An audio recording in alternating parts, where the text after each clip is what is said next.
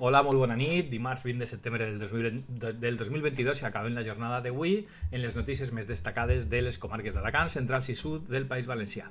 Ana Barceló formalitza la seva candidatura a les primàries del PSOE, de les que eixirà l'alcaldable d'Alacant del seu partit.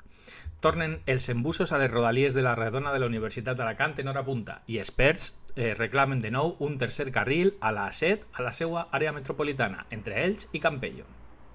Un mèdic del Pinós condemnat a 2 anys de presó després d'abusar d'una jove pacient per dir-li que les seues malalties eren per no masturbar-se bé, tot i que el desgraciat no ingressarà a presó finalment perquè s'ha declarat culpable. Han detingut a una dona al coll per la mort de la seva mare. Els termòmetres del Baix Segur han baixat dels 20 graus després de 84 dies per damunt. SOS a Casc Antic reclama una actuació urgent a les cases de Cocentaina i Calp comença a bonificar l'IBI a aquells que s'instal·len plaques solars als seus habitatges.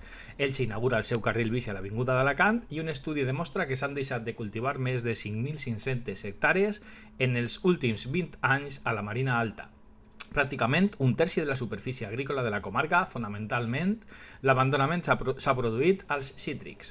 La ruta dels rius Raus es presenta en Europa en el Congrés Internacional del Vi a Itàlia i la denominació d'origen vins d'Alacant es presentarà per primera volta a Madrid el mes d'octubre.